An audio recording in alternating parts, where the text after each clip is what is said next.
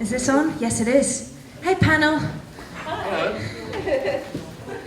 Hey. So, I know you've been kind of sort of introduced a bit, but I'd love it if we could kind of nip round and kind of you can let everybody know kind of what your experiences and have been with PR and how you engage with it kind of on a daily basis and sort of where you're coming from. Really, would be great. Yes, hello, my name is Ruth and I've been dealing with PR and press releases for about 10 years. And I've seen the worst and I've seen the very best, and I've worked with some really great PR agencies and some really terrible ones. So I'm hoping to share some of that with you. My experience was mainly at the BBC as a producer and then also as a music journalist for Six Music, and now as someone who works just with new bands for Amazing Radio. So yeah, I've got a lot to share with you. So that's nice that you're all here, isn't it? I'm Annette. I edit for The Guardian and Enemy, and I also run my own independent music magazine called The Girls Are. It specifically champions and supports women in music across the entire industry, and I suppose my experience with PR is being the receiver of good and really, really awful PR strategy. Yeah, I'm a little bit cynical. Good.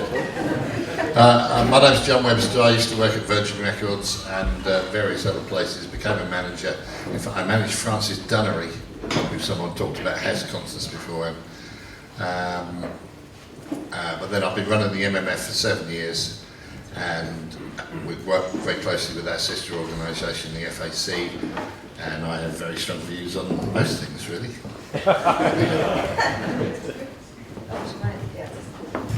Lovely, thank you. I'd also like to get a feel for what's going on in the room. Can you raise your hand if you've had kind of experience in the traditional sense, where maybe you've had a plugger work a record or anything that kind of comes under that category? Anybody? Not too many, but a few. And anyone who's contemplating? Okay, so it's kind of about half and half, which is lovely. Great. Well, I mean, we're the last panel of the day, so I'd kind of like to start with DIY, if I may, and just assuming that we're all at a level here, you know, artists and music people, where we have an amount of energy which we dedicate to our music and we can put it in different places, and we're probably all doing PR in some sense to put us at the level where we might be thinking about bringing somebody else into the picture. So it seems to me there might be a tipping point in which we think, actually, I might need somebody else's long arm to do this. And I've been wondering lately whether that's justified or not, or whether that might be down to some sort of myth. And I'd be keen to know what you guys think about that. Okay, I'll start then. It's a weird one, isn't it, PR? Because I love the idea, if I was a musician, of being able to go like, I've just got to meet my PR agent. You know, the PR strategy is where it's rolling 6 months ahead. We're going to hit all the major publications, yada, yada, yada. It's very 90s, isn't it? I don't know. I know that PRs charge a lot for what they do, and some of them work really hard, and that's great. Some of them not so much. So my advice now, before we get into like a massive sagging fest of PR agencies, not mentioning any names, of course, come and see me afterwards. But in terms of doing it yourself, I think you can. So I'm kind of here with quite a positive message on how you can do it yourself, and that's simply because I've received PR from PR agencies and from bands just doing it themselves, and I love dealing directly with bands. And I know that's something Annette has mentioned as well. It's just so fucking lovely to deal with a band. Sorry for swearing before the watershed. It just means you have a direct connection with the person that you're trying to publicise and trying to promote, which is a wonderful thing. And there are ways that you can DIY it kind of craftily. You know, you set up a band Gmail account, you sign everything off, team, whatever the band name is, you speak in terms of we, you speak in terms of us. So you're not the desperate artist, you know, slitting your wrists and like bleeding blood all over an email and going like, please play my song. You know, you're like, yeah, we're a team, hi. you know, could you just like, if you want, I mean, we're getting loads of radio plays, so like whatever. You know, there's a little bit of that goes a long way, a little bit of confidence, a little bit of bravado, and you can kind of bullshit these days because of the joy of social media and email. Old school PR agencies would pride themselves on their contacts list and being able to pick up the phone and call John Peel's producer back in the day and have a hotline. That doesn't really exist anymore. You can find out whose producer is who, you can find out their email address. I'm not saying that connected PRs aren't worth the money. The really good ones are. They really are, but they're expensive. So do your research and do it yourself, I think, would be my advice. But we can talk more about that. Anyway. Well, I completely agree. I think there's basically a tipping point at which paying for PR, music PR, becomes worth it. And like Barnes said, it's, you know, you get into the big money when it becomes really, really worth it. I think in terms of should you do it yourself, can you do it yourself? Of course. I think when you enter into a relationship with a PR, you aren't necessarily paying for their contacts, you're paying for their relationships. And that is something worth investing in. But I would say in terms of whether it's a good strategy to do your own PR, the thing you need to remember is 90% of the time you're pitching to people who are as geeky about music as you are. So getting some, you know, schmoozy, junior-ish kind of office PR person to come and be like, hey, how's your Thursday? It doesn't, I will not respond to that. I would love to get an email from the band saying, this is why you should come and like have a beer with us. This is why you should write about us. This is why we want to work with you. You know, that makes me really happy and really excited. All of the generic emails that I get from, middling PR firms that don't know my name, don't know what we do, I won't respond to. Half the time I don't even open them. And as a very, very busy editor, I don't have time to open them. So I would say the more kind of connected you can be with the person that you're pitching to, the better. And I don't necessarily know if at a certain stage it's worth having like a gatekeeper for that relationship. Right. We run an induction day for new managers. In fact, we're doing one on Tuesday, and when we teach the 3-year marketing degree in an hour and a quarter, the words PR and plugger are not mentioned at all, because the first connection, without any question, is between the artist and the fan, who are the two completely most important people in this business these days. And that's what it's all about. So the first thing you have to do is develop that relationship with your fans as artists on social media. That's the first thing, because you've got to go all the way down that road before you even think of paying someone to do something for you, like represent you to press and radio and TV.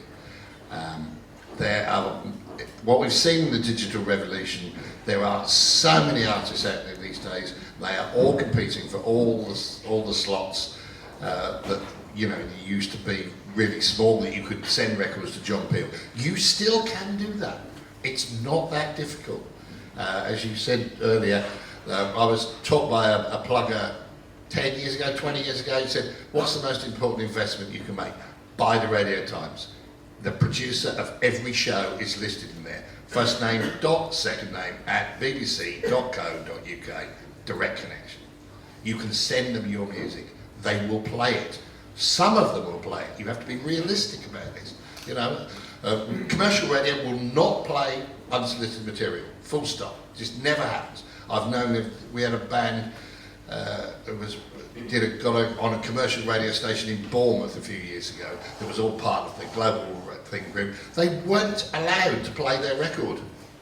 They were interviewed live on air, but they were not allowed to play their record. So forget commercial radio, but you can go to the BBC, you can target specific shows, the ones that you listen to that you know will play your music or music like you. Don't send jazz music to Bob Harris. You know, it's not rocket science, but be realistic. So I think what we go back to the induction day, we teach that you have to build your audience there, and then you have to have a plan, and you have to be ready, and you have to make sure that, yeah, you've got a plan, and you really wanted you've got to have got to that point where you've got some fans and you're ready to take the next leap, but you have to be realistic about it. Thanks very much.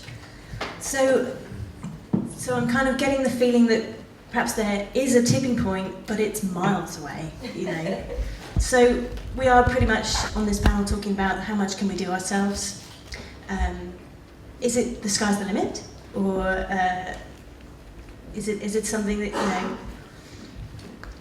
I don't know. Let's unpick it a little bit. It might be the best thing, because I'm just having all these crazy thoughts, and I'm interested in this idea of the good, the bad, and the ugly, actually. So I mean, let's go around and let's see what an absolute yes is and what an absolute no is, maybe. Okay, yeah, right. So we've sort of kind of grazed over them already, I think, a bit. But a yes is someone who's just bothered to look at the kind of radio show you do or the kind of website you run. And you'd be amazed how many people don't do that. It's just unbelievable. They will send you the biggest load of crap. And you'll be like, well, I'm never going to look at an email from you again because you blatantly haven't bothered to just figure out who I am, what I like. You know, we get a lot of emails nowadays. Everyone gets a lot of emails. So you can't afford to spend time, you know, filtering through a load of kind of, you know, in my case, I don't even know what a bad example would be, just like something awful. You know what I'm talking about, the kind of crap that floats around out there, and you're like, come on. So I think building a relationship is really, really important, making it obvious that you've had a look. You know, I really like what you do on your show, I really like what you've written recently on your website, that feature with so-and-so was great, here's my thing. John's point about social media, though, is totally key, because especially with the BBC, sure, you can solicit shows yourself, absolutely, but they will look at your social media reach as a big part of whether they're going to play your song. They might love it. And the presenter, it's very, very rare these days, may make a big case for playing your record, even if it hasn't had many plays and you don't have many followers on Twitter and likes on Facebook, etc. Plays on SoundCloud. But that's a rare thing these days, really. You need to win over producers, and producers are very interested in who's listening, especially places like Radio 1. I mean, you know, bands have got play on Radio 1 purely because they've got 250,000 plays on their YouTube channel. They don't have a PR, maybe, there'll be someone lurking in the background, that's for sure. But they'll get played based on that, you know. So obviously Radio 1 is not a target, I don't think, for many people in this room, but somewhere like Six Music, if you're going to contact someone like Mark Riley, if you're going to tweet him with your song, or you're going to email his producer, whose name it's very easy to find out who she is, they do listen. You know, there's sometimes this frustrating feeling that you're sending stuff off into the ether and it's just going into junk mail, or people aren't listening to it. I promise you they are, because they don't want to be the person who overlooks the next big thing. You know, I'm thinking about, what's her name, with the big lips and the hair, and the Lana Del Rey. Sorry. There you go. I'm sorry. It's just all I was just, yeah, not Mick Jagger, yes. So there's a famous press release story about Lana Del Rey, which is the press release that was sent out about her and that first song. I've just like wiped Lana Del Rey information from my head. What the hell was it called? The first video games. There you go. So they sent around the video, and they sent around Lana Del Rey. She is like a gangster Nancy Sinatra. That was it, and the video, and a contact. Boom. And that landed in all the inboxes at, you know, Drowned in Sound, all the big blogs. The radio producers got it, and people were immediately hooked. Because there was no, hi, hope you're having a nice day. And there was no, you know, there was just no rubbish. There was no like, Charlie is a 23-year-old singer-songwriter from Devon. You know, like, I couldn't care less. Like, I just don't want to know that. You know, I want to know something cool, like hook me in, sell it. It's an advert, you know. So don't just give me the dullest top line you can think of. So I hope this is all helping. I don't know whether it is. I can feel myself rambling. Maybe I'll let you guys carry on now. So that's the good, and that's an example of the bad. But that's the crucial point, isn't it? You've probably got the subject line and the first line to grab someone, because I remember Mark Ellen from Q and that used to sit there and he'd go through his emails and go like, delete. Is that what you do? Yeah. Why? One thing that I have them. Well, I mean, first of all, I think there were two things that sort of pops into my head when Ruth was talking. One being, if you are sending stuff and feeling like it is going out into the ether, don't follow it up with a shitty email demanding why someone hasn't responded to you. Because chances are they've read your email, liked what you've said, just haven't had time to reply, or are filing it for another day or some, you know, more suitable kind of issue in the future. And that will get you wiped off their to-do list pretty sharpish. The other thing is that I think the idea that you might not be doing the perfect thing at the right time is kind of how it often plays out, particularly for editors who are working to really rigid and very specific deadlines across a year. You know, you might not fit into the next issue, you might not fit into the next 3 issues. It doesn't mean that someone doesn't want to run a feature with you or pitch a feature with you to someone else. And that's where those relationships really, really come into play. And that's where a PR, I think, hinders things. We recently wanted to run a feature with someone who I kind of am friends with on Facebook, so I just went to her directly and she was totally up for it. Her PR gets involved, the communication breaks down, and it's not part of the plan. It's frustrating. It delayed it by 4 months, and then the shoot idea that we had with her was summer based. It was no longer summer. We now have to wait like a year to potentially do this thing again. And I think that therefore finding out the name of an editor and just kind of becoming, in a gently stalking way, someone on their radar, someone that you're kind of friendly with, and so that they can kind of be like, just keep me in the loop with things that you're doing, like every week, and when the thing comes up, then we're able to jump on it really quickly. That's why I think that, up to a certain level, PRs are actually kind of a bit of a hindrance. I think the good, knowing my name, having read anything I've ever written, even knowing someone I know often helps. Like, it's just not sending out some generic email that I know has gone to 30 other people. That's like applying for 20 different jobs with the same CV and the same cover letter. It's like a massive no-no. But I think also just the endless emails, they're like the bane of my life. I basically don't want an iPhone because I get email alerts constantly. I would happily not have a phone simply because I get so many shit emails. And I think if you can reach out in a different way, do. There are 1,000,001 creative ways that you might approach someone. Even just sending me something in the post. I love getting post that's not billed. Send me a nice record, send me a mixtape. Like with a name and contact details.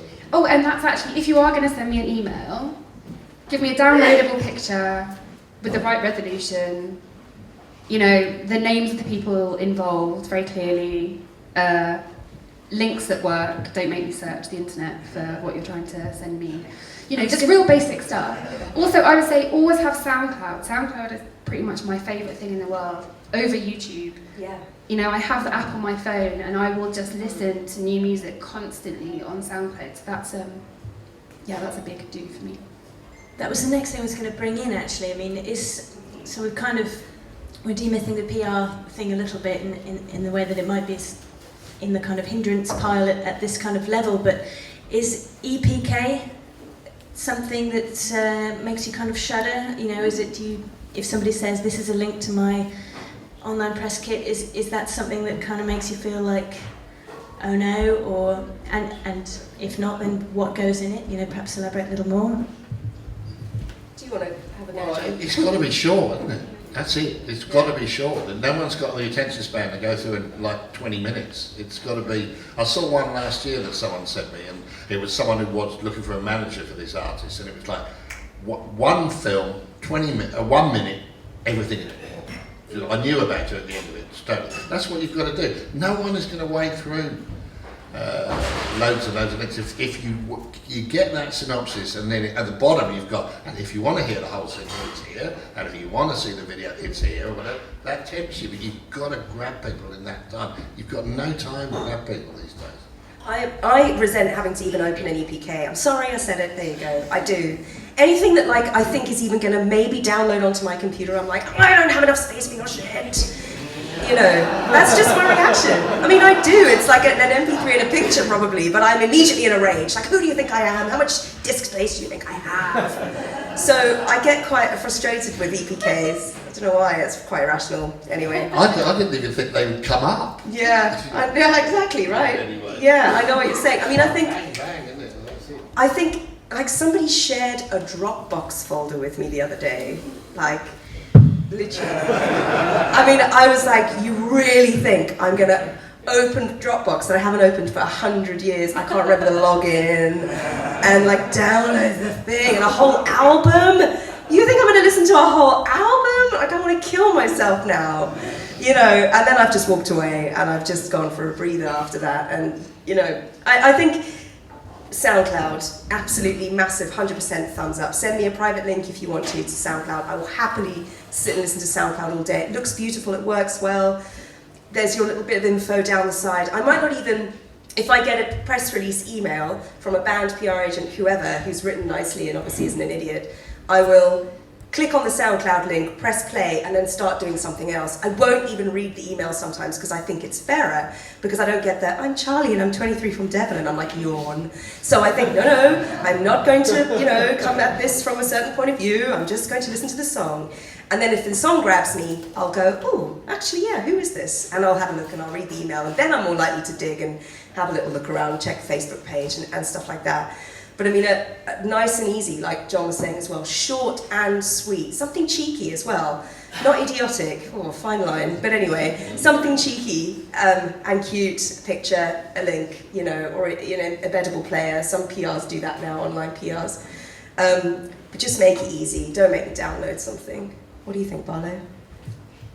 Yeah, I think EPKs are really redundant. I have to make them for my magazine because advertisers want to see your stats. And I spend months putting all this useless information together that no one ever reads, but you have to have one.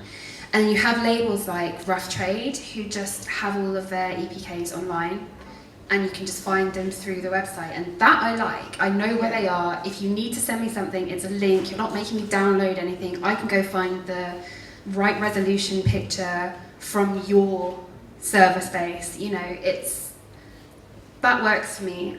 If you don't send me a YouTube link or a SoundCloud link, that's pretty much it for me. Like, how can you try and sell me your music, like pitch me your music without sending me your music, you know? I often get screen grabs from YouTube videos and then no video or no link to the video. So I think EPKs are a funny thing. I think it's tempting to spend time and money branding an EPK because you think that this is going to be the thing and that gets people to notice you. It's not. Like, it might be a pretty bow on the package, but you still have to have really good stuff to send people. And I would argue, if your stuff is good enough, you don't need all of the extra fluff, and actually a decent image, a link, and then I might include, like, if you have any endorsements from like other magazines, you know, any of the blurbs, I do read those. I like to know what people I work with think of, you know, the music I'm being sent, and get excited if they ever use any of mine, but that's useful. Also, the other thing I'd say about SoundCloud, they're not paying me to sell them, but Not paying anything. yeah. They And we'd like them. because you can comment on SoundCloud links. I, as an editor, often go through the comments as a track is playing because it's really useful for me to see, like, second by second, what people are responding to. And actually, there was a feature in the guide a few weeks ago about Arca. Kate Hutchinson wrote it, and the whole premise of this piece was essentially that SoundCloud communities were like, what the fuck is this guy? Like, it's so amazing, but I don't get it.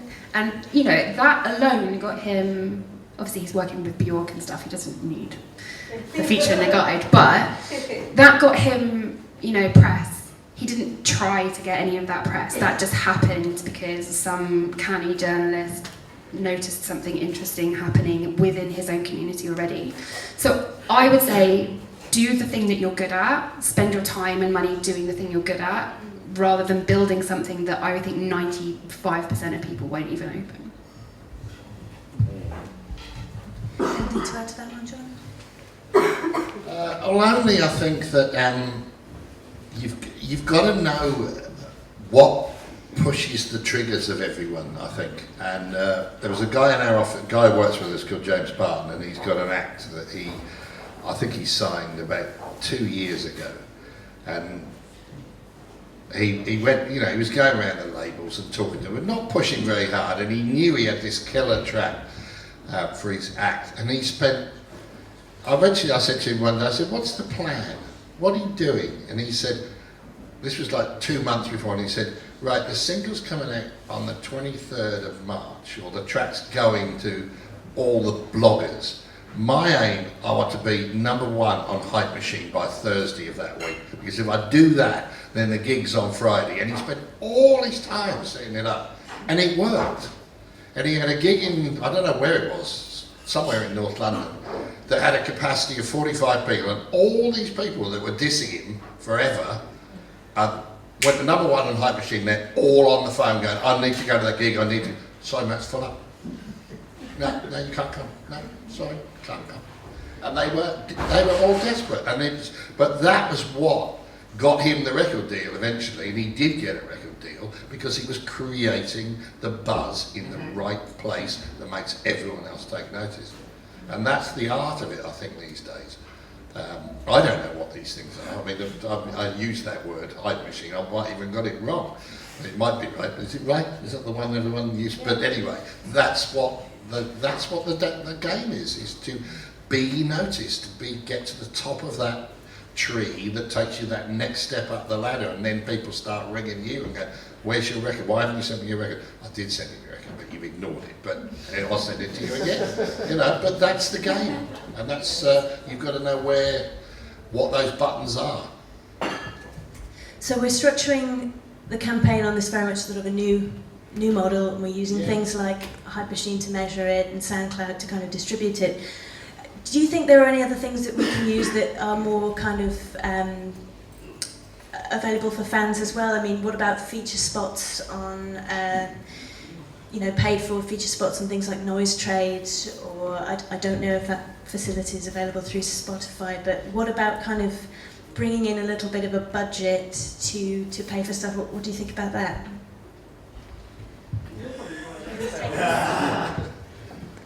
I wouldn't. I think, you might increase your reach a little bit. I don't think you should ever really be paying for this stuff. No. There you go. That guy who did it, he had no budget. He was doing it all himself. But it was about the timing, about setting it up and just getting it all.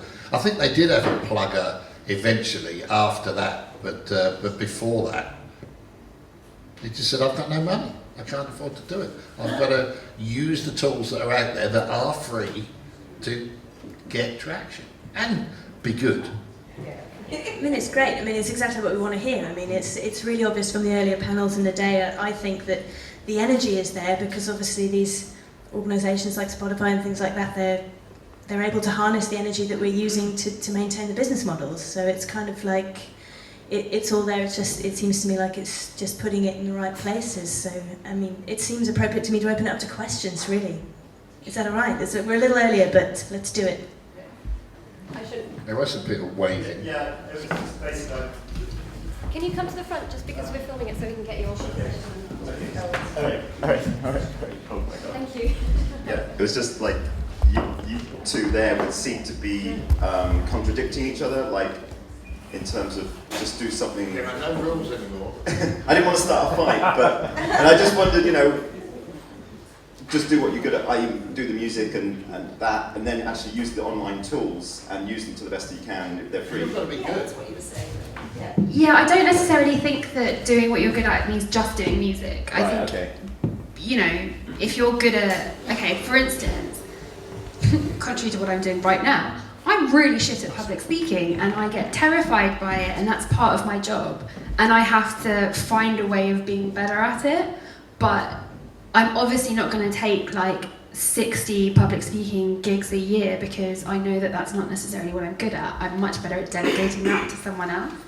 That's what I mean, like, use your skills. If someone in your band is like a total badass designer, then get them to, you know, design something. I think that there's a lot of time that is wasted trying to like create something that no one's quite sure what they're doing with it, you know, you're not quite sure what it should be. And I think there's basic things like, if one of your band is really funny, just get them to be on social media for like a week, like, or Instagram, you know, being a dick on Instagram, everyone loves that. And that's gonna do a lot more than someone sitting down and trying to like come up with, I don't know, a really like dry first line of a press release.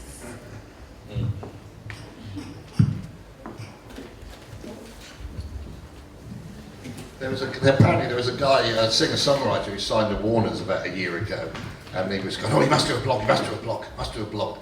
And you know, so he delivered the first blog, which was not incredibly long or whatever, but they went, oh, fantastic, and they put it up online. And then all next week they're going, right, we've got another blog. And he just came in on the Friday and he said, I don't do this. I've spent 10 years writing these songs. They took a lot of craft and getting it right. I can't just write a blog every week. It's not what I do. That's your point. I think if you've got people in the band who tweet, let them tweet. If you've got people in the band who are doing videos, let them do videos. If you haven't got anyone who does any of this stuff, get someone to help you. That's why do it yourself, and as unconventional we said, do it together. And you can find people, find fans to help you. Do that, you know, ask your fan base, does anyone know how to set up Wikipedia or whatever? Great, then it's a transaction. You say, do this for me, give you a pair of tickets to the gig, give you a t-shirt, whatever, thank you, done, next. Anyone can do this, anyone want a graphic designer, sleeve.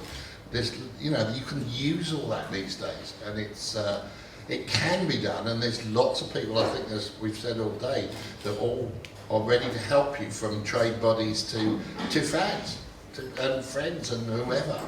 Use them. Hello. You said that you can do everything yourself, which I'm totally believe of as well.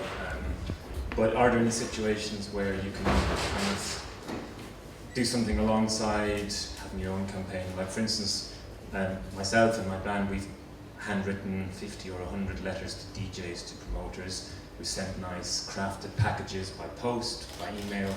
And we've done all that, and from that we've gotten a lot of exposure, both in Ireland and here, spot plays on Radio 2, and magazine features in print and online. And all of that has worked, and from a pure DIY background, we're not a big band. At the same time, we've also used a PR agency twice, not a lot of money, but plus over 1,000, which is the minimum anyways. And from that we also got some interesting, you know, for instance, cover mount CDs for magazines and print magazines, where you mightn't have the same access to the information of DJs, of publishers, of editors. So you haven't really talked about PR agencies at all. You've only talked about doing it yourself, which I'm a total believer of as well. But are there routes, or are there like small campaigns, things that you can only access through PR agency that are worthwhile looking at? I mean, you've just given us a great case study. I mean, that's where it's worked, I guess. I think my background is, you know, I'm just speaking purely from someone who plays songs on the radio. And you know, yeah, PR agencies there are really good ones, you know, there are definitely really good ones. And like you say, maybe if you've got a little bit of traction around a single, so like the blogs are picking up on it, like the Line of Best Bit have written about it, and people are kind of going, hey, then maybe it is worth spending $1,000 on just a single campaign with a PR agency. Yeah, that's what it was. It was promoting a song or a single, or one was an album, but it was a single from the album. It wasn't exactly. The whole album campaign was because one then, track. You know, you've got quotes from blogs to send to radio DJs or to, you know, Annette, the Enemy or whatever, you know, which then is going to make people go, oh, so the Line of Best Bit said this, so that's interesting, I'll have a listen and see what I think. And I think PR's, yeah, you could do it yourself, but at that level, the right PR agency would look good. So it's a bit of a fine line, because the right PR agency, the good ones who we like and respect, because they respect us, I will listen to and think, wow, okay, sure, you know, Kate from Stereo Sanctity or whatever has been in touch, she thinks this is a good band, I'll give them a listen. There are some PRs who are so good, and I'm like sharing secrets here, people. They're so good that like they'll send me a track and I'll just immediately put it on my playlist for the next week. And only if I get round to then listening to my playlist, I'll whack it on in Amazing Tunes. That's how we make our playlists for Amazing Radio. And it's only if I then am listening back to it and I'm like, what the hell is that? That was awful, my ears are bleeding. Then I'll be like, ooh, delete. But there are some PRs I trust so much to know me and know what I like that I'll just think, oh great, definitely that's one that I'll put on there. And then if I really hate it, fine. You know, so that there are really good ones, but it's about finding the ones that are going to work. Look at other bands they've worked with. If they're genuinely excited about you, that's a good sign. They're not just going, yeah, give us $1,000, see what we can do. But if they're like, we think X, Y, and Z DJs are going to love this track, you know, there is good to be got from PR agencies. Like you said earlier, it's not about the contacts anymore, because the contacts are accessible, but it's about the relationships between people. And that was the case where you can do a lot of DIY, I mean a hell of a lot, if you're smart about it, if you're creative about it. But there are some relationships that you can buy, or that you can access purely by going down the PR you just said agency it, route. because you just said they come to me, which you paid for, I listen to it. That's what you want. Yeah. It's a simple, because at the end of the day, I mean, you can lead a horse to water, but you can't make it drink. So a plugger's job, first of all, is to get the people who might play it to at least hear it. Yeah. And that's the first thing. And then if everyone just goes, nah, I don't get it, everyone does, then it's not their fault. They've done their job. It's about having access to it and Exactly. getting it listened to, or at least having. I think that's the thing. I think it's all about relationships. You know, we talk about sort of contacts and there being kind of tricks and stuff. And the good PRs, and I would argue that, I don't know how you feel about this, but the good PRs are the PRs I like. They're the nice people. They're the people who have the time to sort of say hi when you're, I don't know, you bump into them when you're out. And they're just kind of, they're not being like a salesman at me. And that's the person, like, I think Liv, who does One Beat Digital, she's freaking amazing. Not only do I love her band, but I love her so much. And she loves all the bands that I love. And every time we speak, it's like a massive geek out. And that's the thing that makes me like excited.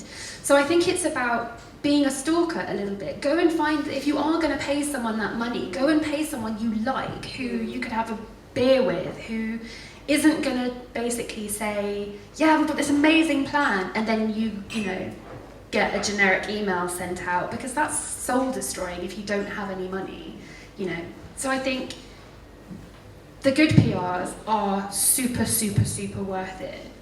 It's just like with anything that you're handing that much money over to, be really, really, really like anal about who you're choosing. And be very, very clear about what it is that you're trying to achieve specifically from that campaign. Can I add to that last question and actually talk numbers as we're amongst ourselves? For those really, really good PR agencies, what are we talking? That's the first question. The second question is, the world's changed, and as an independent artist, clearly it's possible to do it all yourself, but time is one of the most important aspects. And if you're booking your tour and taking care of all aspects of that, maybe you're also paying for someone just to be a service provider and to take that off your shoulders and to do something for you. And in today's world, what do you think of this idea of having it be a bit more based on what they actually deliver, rather than, here's all my money, and at the end of the 3 months, oh, well, you didn't get me any airplays, but thanks.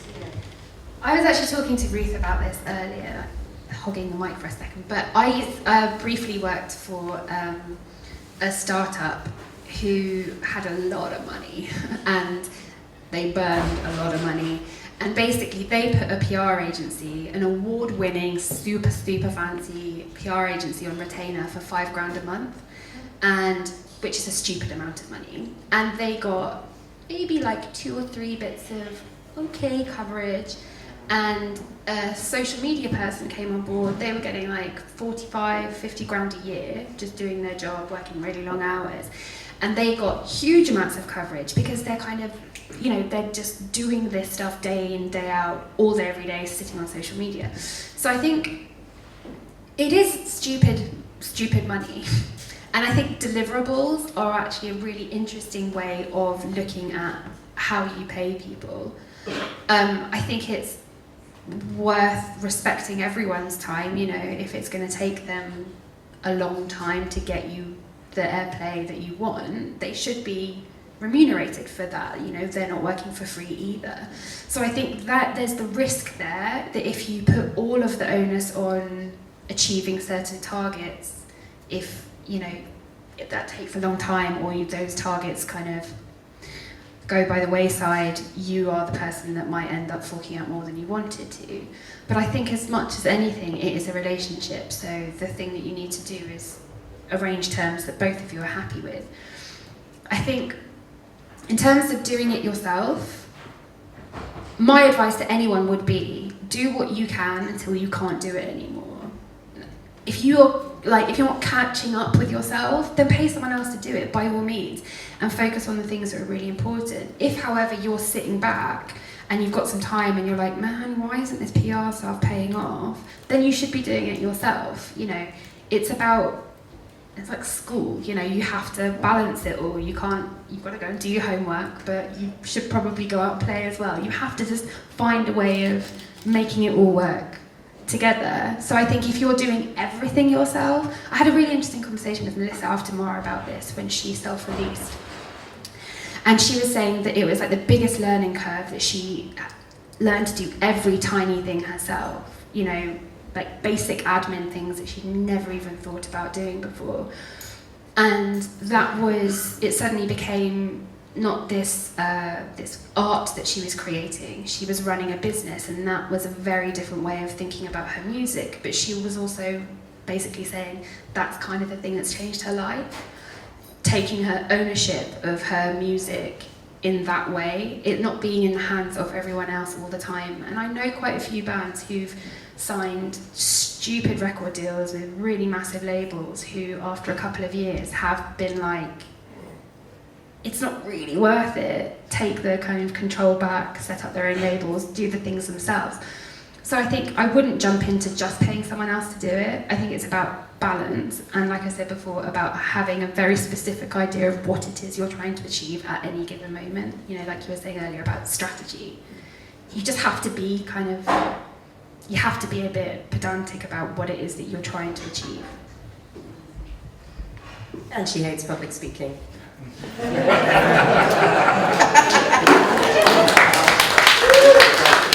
Oh, I was just going to say, don't underestimate the power of a really good manager as well. I don't know if most of you are working with really good managers, but we also talked about this, which was that I have some really good relationships with some great managers. And again, to me, it's similar to a good PR. If they get in touch and say, I've got this really exciting new band I'm working with, have a listen, I will. So maybe that's worth more. It's worth, you know, investing in that relationship more than spending a grand, $2,000. I don't know how much the good PRs cost, actually. Someone here in this room might know what a PR like Cool Badge costs. I don't know, because they're that good. I just don't know. I don't know. I mean, I know that the crap ones cost about $1,000, $1,500, but the good ones, double that. How long, a month or 3 months? I don't know. A month? I don't know. $1,000 a month, $1,000 for a single run campaign, you know. Yeah. It's so elusive because I've had a good experience on 50 quid and have had a horrible one on 3,000. Sure. Yeah, So- right, exactly. Yeah. We had a meeting with Sorry, I can... Oh.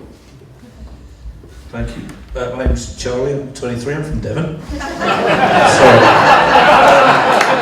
Sorry, Charlie. Sorry, buddy. Come up here, come on, do us a song. I just wanted to ask, I'm from a band that's kind of quite not necessarily early stage, but we've done a lot in the 2 years we've existed. We're not signed to anyone. We're not really earning anything. We work full time to kind of do it. But we're kind of a Queens of the Stone Agey, raw bloody type rock band who's seeing acts like Raw Blood get on the radio and think, well, we're nowhere near like the finished article. We're working really hard to improve ourselves and our PR, which is why we're here. But seeing like Raw Blood and Co on Radio 1, are we like, oh, should we like chuck what we've got at it now, or are we going to miss the boat if we get perfect in a year's time? Yeah. And that was so last year. I'd be careful with that because, especially a station like Radio 1, once they've got a royal blood, they've got a royal blood. And actually, if they hear anything that's even like that, they will just dismiss you. So I'd be really careful about that. However, I think in terms of building traction, in terms of building your fan base, that's kind of where you throw the royal blood connection in, I guess, I'd get a bit stalkery about Royal Blood, who supported them from the beginning, which blogs were on board, who was shouting about them, which DJs. Maybe go at it from that angle rather than paying shitloads of money to get someone to just put it in front of the Radio 1 playlist meeting and they'll just go, well, we've got Royal Blood, what is this, I mean, I know what you're saying about like a zeitgeisty sound and stuff, and that does happen, and it can be so frustrating when you're like, we're doing the same thing, we're better, it's so frustrating. But I'd just be a bit cautious because you don't want to get written off as just another, as a kind of wannabe, just trying to be a copycat band, I just try and target the people who supported them, because I mean they just came out of nowhere, didn't they? It was ridiculous. So there must have been a few key people who really got on board early, and just go for it. And if you can get their support, then you're on your way, because the Royal Blood fans who read about Royal Blood on their website or heard about them on their radio show will then come to your gig. I don't know. But they were on later, weren't they? Quite a long time before they put anything out, I think.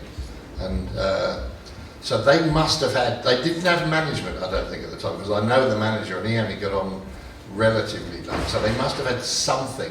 To get on later, you don't get on later without a plot, do you? I don't think at all. So they must have had something. So it is trying to find out. I'll ask the manager if you want.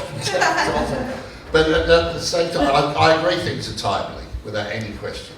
I've been on Virgin and missed the boat on things and been too early on things. But they were just... I mentioned to the manager, when I heard that track on the radio, it was on Radio 2 actually, and I stopped the car and listened, I thought, what the fuck is this? And I rang him, I sent him a text, because I knew he was mentioning, I said, oh, that track's just amazing. And he said, the band walked in to him, they played one track, and he just said, what do you want? And he just said, I signed them on the spot from one track. And it's that thing again, be great. It really is, unfortunately. You just keep, Fergal Sharkey, which used to say, when he was running UK music, doing things like this, people would say to him, what's your best bit of advice? He'd write a better song than you wrote yesterday. And it is just that, unfortunately, talent should win through. Few. Yeah, I would just say, be a bit of a hippie mum about it. I think just, do you. Just be the best that you can be, because I think if you do go out there, you're like, shit, we've got to do it now, you're not going to be about it, because you know that you might be lacking or you're not ready or whatever, and people are going to pick up on that. I don't know if you know the band Young Guns, I think there's sort of a similar thing happened with them, where they were doing okay, and there were a lot of similar bands that were getting a lot of radio play and sort of rising, there's that kind of whole group of bands, and they were sort of just treading water a little bit, and they carried on just trucking, getting a little bit better, just honing their craft, I suppose, and then it just happened, and it shouldn't have happened, because it's a little bit 5 years ago, but it did, and now they're huge, and they're touring, and they're making a lot of money, and they just basically grafted and got really, really good, and that sounds really obvious, but I think if you have conviction in what you do, you sort of have to just be okay, if we're still pedaling in a year's time, then we're still pedaling in a year's time, rather than sort of trying to maybe be something you're not quite yet. Hello.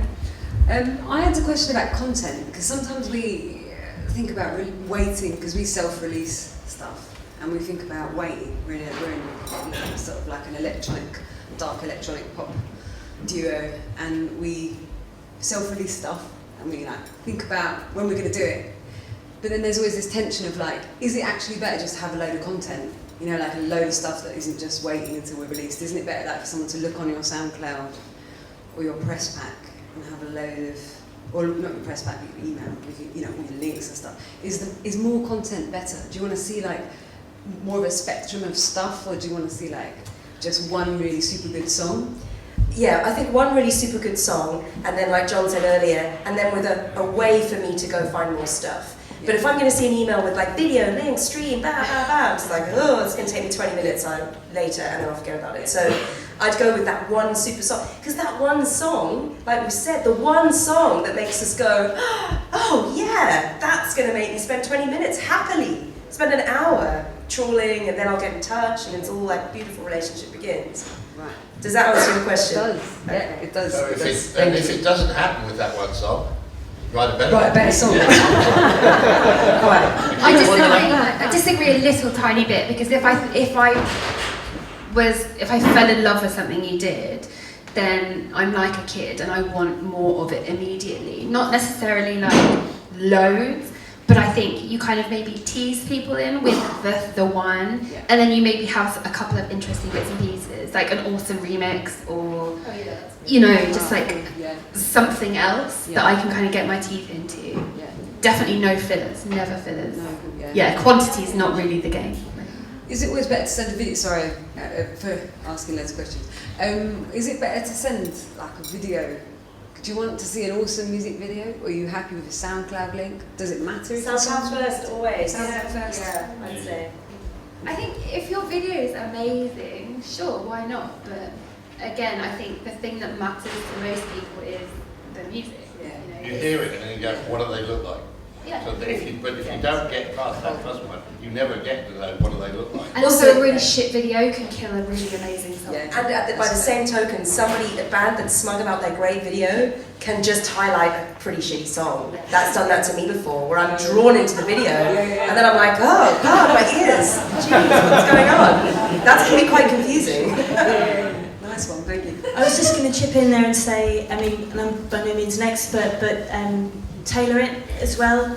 One thing I kind of discovered in the last 6 months is that there are, no disrespect, but there are quite a lot of these sort of industry events and panel events, and a lot of them are streamed, a lot of them are on YouTube, so you can find speakers from wherever you might want to send your stuff, and you can find out exactly how they want their music. I watched a lot of the ones from Introducing, and I found out, much to my horror, because I've already sent him about 3 copies of my album, but that Tom Robinson just wants a Bandcamp link and he hates CDs, whereas Steve Lamacq is happy to have a CD, and you've said you'd like Post, but everybody likes SoundCloud, so you know, take it one step at a time and find out what people want and just send them that.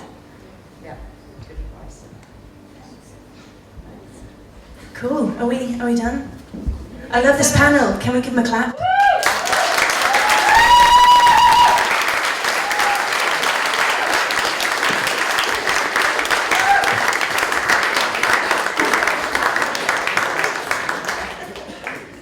Thank you so much. I'd like to thank Cabaret at Caramel, which is where we are at, for having us and for being really nice. It's a family-run business. Thank you so much for everyone who gave their time to come and speak to us, for all the people that emailed us with ideas, and I want to talk to everyone. So now's the time. Let's have an hour of chat and drink and food, and then we'll have some live music, because obviously we need some music. So thank you so much for helping out.